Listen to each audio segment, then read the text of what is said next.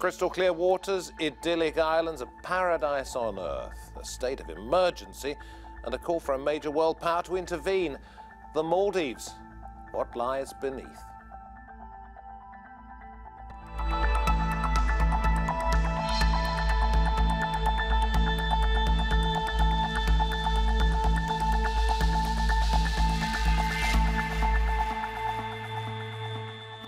Arrests, protests, turmoil. Maldives President Abdulla Yameen says the opposition's trying to overthrow the government. He's accused of eroding democracy, political chaos. Will the international community do anything at all?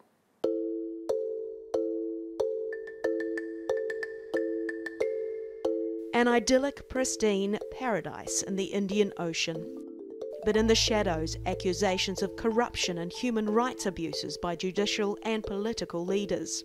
Now locked in a state of emergency, condemned by international leaders, how will the Maldives restore law and order? The opposition has long accused President Abdulla Yameen of corruption and misrule. Since coming to power in 2013, he has exiled or imprisoned adversaries. And on February 1st, fresh political turmoil reared up, threatening democracy. The Supreme Court declared its prosecutors and judges were unduly influenced and ordered the release of 9 of the president's adversaries. Yameen defied the court and on February 5th declared a 15-day state of emergency. He then ordered the arrest of 2 judges, opposition members and his half-brother Mamun Abdul Gayoom, who had ruled the Maldives for 30 years. The previous order to release the opponents, including exiled former President Mohammad Nasheed, was annulled by the 3 remaining judges.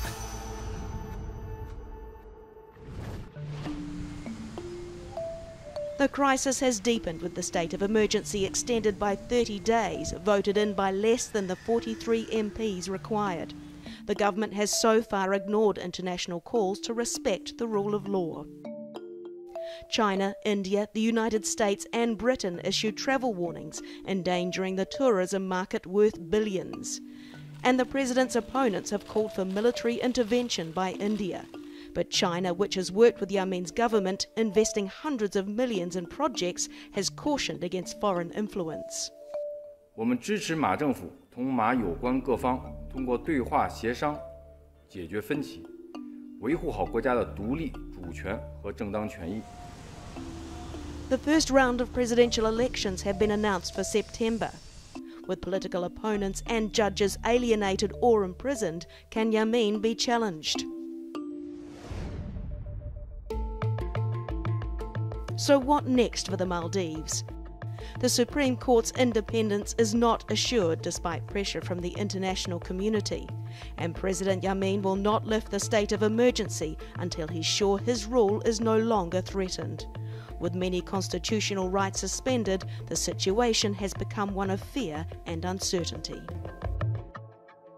Very pleased to say that joining us via Skype from Mali, the Maldives capital, we have Dr. Abdullah Khalil, member of the country's parliament and Secretary-General of the ruling Progressive Party of Maldives. Also in Mali, Jeffrey Salim Wahid, the Maldives Deputy Representative to the United Nations. With me here at the Roundtable, we have Abbas Faiz, Maldives analyst at Chatham House, and Jennifer Schulte, human rights researcher. Thank you all very much for joining us. Let me go to Mali first of all and ask you, Jeffrey, if I may, and we'll come to you, Dr. Abdullah, in just a moment. If you were to walk out on the streets of Mali now, either during daylight hours or after dark, what effect would the state of emergency have on your everyday life? Thank you, David. None whatsoever. If you look at the schools, if you look at businesses, beaches, they're all open. Our places of leisure activity are widely available. The state of emergency is only being applied to those who are under investigation for the events of the 1st of February. And on the 1st of February, what we had was a few powerful individuals who conspired using millions of dollars to hijack the judiciary. Supreme Court judges were compromised. They issued a ruling where the Constitution was undermined, where the checks and balances that indeed our democracy itself was put under threat. Okay, and I would have expected a statement in support of the ruling party there, but in terms of turmoil, which is a word that has been used not just by me, a number of countries have told their tourists that it is not a country worth visiting at the moment because of what's going on. Why would they do that if it's as nice as you say? I think in any capital in the world, I would warn even my citizens of going near protesters and demonstrations. The reality is that the country is not affected, that people who are not under investigation are not being applied by the state of emergency. The powers that the government gained by the state of emergency is not being applied on people who aren't under investigation. Okay, Dr. Abdullah, I will come to you in just a moment, but I'd like to get the perspective of us here, of you as an analyst, somebody who takes a look at the situation, has done for a number of years. Did you recognize the picture as painted by the Deputy UN Ambassador? Well, unfortunately, Dr. Abdullah, what Dr. Abdullah is not actually saying is what is happening in the streets of Maldives. He is not talking about the number of MPs. 7 MPs have been arrested. Some of them have been rearrested. Some of them have been charged with bogus charges, with, completely simply because they have been exercising their right to freedom of expression. He hasn't spoken about the people who have been demonstrating in the streets, calling for the rule of law, calling for the supremacy of the Constitution, who have been beaten by the police and who have been really kind of tortured. He is not talking about the fact that, a Chief Justice has been taken into custody. The judge of the Supreme Court has been taken into custody. He's not talking about the fact that, the entire Supreme Court has been subjugated. The institutions of the state, independent institutions of the state, have become really an extension of the government. So, Dr. Abdullah, with a lot of respect to you, you should actually talk about those things as well. I should say that we were talking to Jeffrey at that particular point. We're going to get on to Dr. Abdullah, okay, but Jeffrey, I think they hold similar positions. So, Dr. Abdullah, let me ask you this. It does seem a little bit strange, if you're talking about a democratic process, that a number of judges altogether say, listen, these opposition leaders should be freed, including the former president, should be allowed to return, and that raises the prospect of opposition to the current government. A number of them are sacked, and then the remaining judges say, hang on, we're changing our mind. It's the fact that when we look at what the opposition leaders has done, for example, the former president, Nasheed, it is in the middle of the night, his government abducted a sitting judge, and he was... I suppose I'm not talking about the right or wrongs of his conviction. I'm talking about the fact that the supposedly independent judiciary, one minute was saying he and the others should go free, and the next minute, when some of them were sacked, they said, no, sorry, we're changing our mind. Is that independent? Definitely. I mean, if you look at what has happened recently, for example, in the 1st of February, what we found is the police investigation has found that the verdict was compromised due to bribes involved. So that's what we are seeing, I mean, currently what is happening in the country. And it is the opposition, actually, the current opposition, which they were saying that the judiciary was not independent. And what we see today is the current President Yameen, is trying to clear all those bad behaviors, I would say, from the judiciary and make it... Bad behaviours, perhaps, as he sees it. Others do have a different take on it. And Jennifer, bring you into this conversation. In our reporter's package, we were talking about people being exiled, people being imprisoned, human rights abuses. What do you see there as somebody who's, this is your field of study? What I see is that the real story here is that the Maldives government abuse of state of emergency powers is enabling measures that violate people's freedom of expression and right to protest, as well as deny workers their economic and political rights. And the reason why these workers are being denied their economic rights is, I think we were talking about this beforehand, most probably because there's a fall in the number of tourists. That's perhaps denied, that's arguable, and therefore because they're on what we now know as the gig economy, they get work when work's available. Sure. They aren't getting work. Sure, the gig economy, exactly. So I think a critical question to ask here is who is most affected by Maldives' state of emergency powers? Who is most affected? It's often single mothers who are working in the tourism industry on low wages, no job security, who are, taking care of children, elderly, ill, people with disabilities. Unfortunate, but is that a human rights abuse? It is a human rights abuse if you're not able to have basic income security and food security and the ability to buy medicines. I want to ask you, Abbas, about China. The Maldives' new best friend. And the opposition is saying to India, we want you, India, to intervene. And I'll come to you, gentlemen, in Mali in just a moment. Why is the Maldives cozying up to China? Well, quite a lot of issues are involved here. I mean, quite a lot has been said about the rivalry between India and China, but what is happening in the Maldives? We've got to go back to just one stage further back in order to understand what is happening between the Maldives, or rather President Yameen, and China. Because under President Yameen, for the first time in the history of the Maldives, a law was passed that you can actually sell an island to another government. So when we talk about sale of an island to another government, it's not just like sale of a piece of land. There are over 1,000 Maldives islands. Absolutely, there are nearly 1,200 islands. So the sale of an island, I mean, an island is really integral to the territorial integrity of the country. Selling an island from the Maldives, carving it out, giving it to the government of China, which has sold, and the government of China. And has that actually happened? Because there was talk about one particular atoll, I think it was Morau, becoming a Chinese naval base. Absolutely, it is not. Well, I mean, there are many different dimensions to it. I mean, one of them is the Chinese let's ask the naval base. But I mean, if I may just finish this, but the sale of these islands is not just selling them, but selling them without a bid. So they passed a law that actually enables the government to sell without a bid, Jeffrey, which means they can decide who to sell and how to sell. Shaking his head at your statement there. Well, let him jump in. This is the thing, David. There's never been any sale of islands in the Maldives. These accusations are quite ludicrous. And I want to touch upon the human rights. Sorry, I thought a law was passed which, if you paid $1 billion, if you had enough money, then you'd get one. But never to a government. Okay, so maybe it's a shell company. Maybe it's an individual representing the government. Come on, I mean, you're a politician. You know what goes on in the world. Well, the Chinese embassy has itself come out with a statement. And we're not going to endanger our closest allies, our closest relationship. We've had an amazing, close, friendly relationship with India for more than 52 years. But then as soon as your president came in, he sort of junked the idea of India doing the airport and told the Chinese to come in instead. Absolutely not.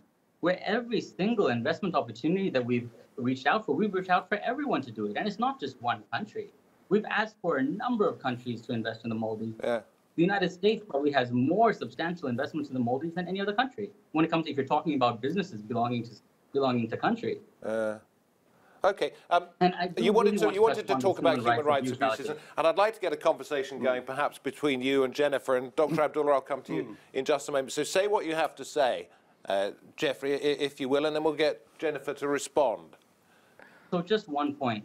There is the freedom to assemble. There's the freedom to demonstrate. There's freedom of speech and freedom of media. And if any of these rights are being abused, there are independent institutions that are constitutionally created to ensure that those rights are protected, that every citizen is protected. And when it comes to women in the workplace, we're one of the few countries in the world where we do have equal pay for equal work.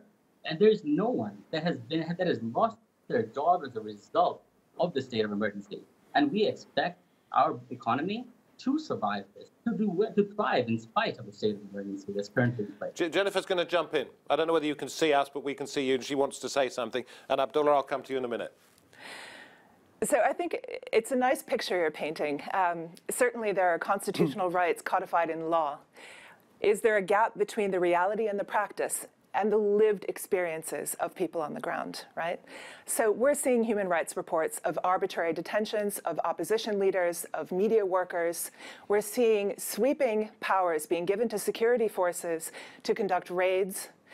We're hearing reports of excessive use of force. So I'm sorry, but the picture we're seeing on the ground is not aligned with what you're telling us. Okay, well, I'll give Abdullah a chance to jump in on this one, if you would, because Jeffrey, you had a long chat just now. But Abdullah, Dr. Abdullah, respond to what Jennifer's just said. I would like to highlight on the sales of the island. First of all, no law in the country allows the sales of an island as a whole. It is the foreign investors can come and invest billions of dollars, and only that part of the island probably, or reclaimed land they may be owning. No island is yet sold to any person. And about the rights, for example, what is happening in the Maldives, you would see is there is freedom of expression. There's no limit in the country, and also assembly. There's no limit. The only thing is when it goes to the when it is violating the laws, or when the security services foresees that the protesters, oppositional protesters, are trying to create a violent situation in the country, then only the police intervenes in the country. That is what is happening anywhere in the world. Let's try and broaden this out, if I may. Abbas, let me just try and broaden this out, and this is a question I'd like you to take on as well, which is, we're talking about China and India as the two major international countries. I know, Jeffrey, you've talked about the relationship with the United States and others, but let's talk specifically about India and China here, because there is something that is known colloquially as the string of pearls, which is a possibility that China will establish in a line going down from its country, which, if you're looking at the camera this way, would be like that, underneath India, up to Port Sudan, a sphere of influence where it has control of islands, it has naval ports, it has ports of embarkation, etc., etc. You're aware of this. What do you think of it? First of all, Jeffrey. We do have an India first policy. We have strong military ties with the United States, with India, but it doesn't stop us from having economic relationships with the rest of the world. It is important that we work with all development partners. And if you look at a country, see, China might want to have a relationship with you for a very different reason, just because of where you are. China owns 30% of global wealth in the world. Are we supposed to turn away their investment? It doesn't make sense. And when you look at overall the investments in the country, China is not a majority of the investments that do exist. Okay, Abbas. Maybe I explained it rather badly when I talked about the string of pearls, but effectively it's a sphere of influence that looks like a hanging line of pearls that goes from China all the way around the bottom of India up to Sudan, or that area anyway. Absolutely. I mean, China is an economic giant. We all know about that. China needs new resources. China needs new raw material. And China is a dictatorship, so they can actually come to some kind of agreement, some kind of a deal with local dictators. And that is why China will always be working better. And is President Yameen, did you describe him as a dictator, would you? President Yameen, I mean, what is the definition of a dictator? The definition of a dictator is that someone who actually bypasses the Constitution, demolishes the Constitution, actually someone who demolishes the rule of law. Well, they're having elections maybe later this year. Well, we don't know if there are going to be elections. In fact, I've got something to say about, the previous speakers. Sorry, I can't see them. That is why. Of course, turn around. You can see them. I think ignore me. Doesn't matter. Talk to them. Mr. Jeffrey, I don't know. One of you actually spoke about freedom of expression. One of you spoke about the freedom to demonstrate and all of that. In fact, really, I mean, I may not agree with a lot of things that you say, but there is just one thing that I agree with, that there is freedom to demonstrate, but freedom to demonstrate for members of the ruling party. Members of the opposition party, members of the opposition party, they will be beaten in the streets, they will be taken into detention, they will be actually put, in jails. And actually, Dr. Abdullah, I don't know whether it was Mr. Jeffrey or Dr. Abdullah who just said that, the state of emergency is not actually impacting on anybody else other than those who have been, according to him, involved in the coup. But let me just say this, David. We only have a limited amount of time, and I did ask you about China and the string of pearls and its sphere of influence. China, as I said, there has been an agreement between China and the government of Maldives. And is India going to get shifty about this and think that it's being frozen out? Well, because if you've got two big heavyweights like that, if you think, if you put yourself in the mind of the government of the Maldives, they think that China is going to support them all the way through. But if you put yourself in the minds of the government of China, they are not going to be able to do that, because if they support the government of the Maldives wholeheartedly, they will have to support this government politically, and China will never do that. So India and China and India will come to some kind of a deal as they have come, for example, in Bangladesh. Okay, let's get on to the North Korea side, because we only have a few more minutes left, which gives it another international dimension. Let me talk about this. Maldives vessel, registered vessel, North Korean vessels seem very close to each other. The suggestion is that one was perhaps shipping oil onto the other against international sanctions. The Japanese saw this, didn't like it, have reported it to the United Nations. That's the basis of it. They've reported it to the Security Council. Yeah. So, I mean, it is at the moment something between the Security Council. What is going on here? Because the Maldives doesn't produce oil. Well, we don't know. I mean, in the statement... So it must be somebody else's oil. It could be oil, it could be anything else. We don't know what it is. I mean, so far as... I mean, I've seen the report. It says that it is... they don't know exactly what happens. They guess, and at this stage it is actually, you know... And if it were to be oil, as has been suggested and reported, what would be going on here? Well, Other than busting North Korean sanctions, what would the Maldivian involvement be for? Well, it is like kind of, you know, the black market that really, on which a country like North Korea, which is defying all the sanctions, all the other countries of the region that are defying the sanctions. So, Jeffrey, you're shaking your head. You clearly don't agree with this, but something happened, didn't it? So this is the thing. We've only just heard about this incident, but our transport authority, I'm being told, has released a press statement that has said that this vessel has never been registered in the Maldives at any time. And we would, of course, condemn anyone that would use our flag in such a way and tarnish the image of the Maldives. This is just unquestionable, unconscionable. So you're flatly denying it, and I understand what you're saying, that somebody may well have tried to disguise their vessel as one of your vessels.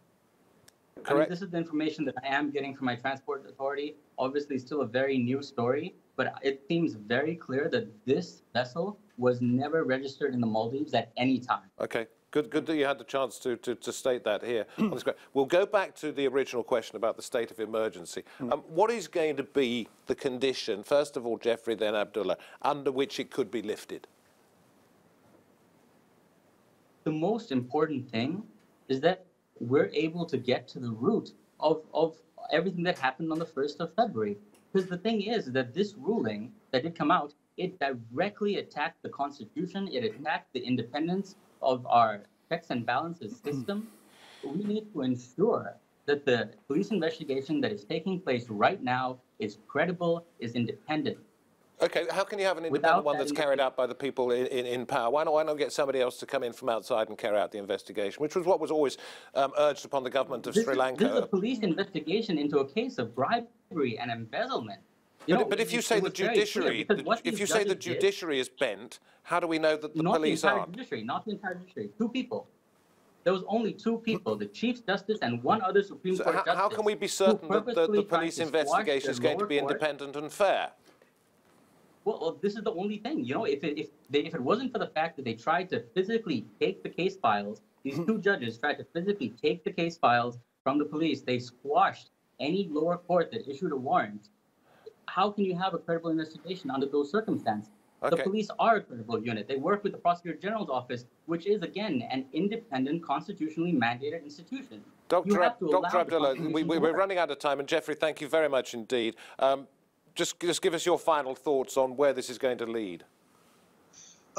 In the first place, what the opposition, we everyone know that behind the order of the 1st of February, it is the opposition leaders, and they were trying to cripple the institutions in the country and try to come to the power at any cost. That was what they have been doing.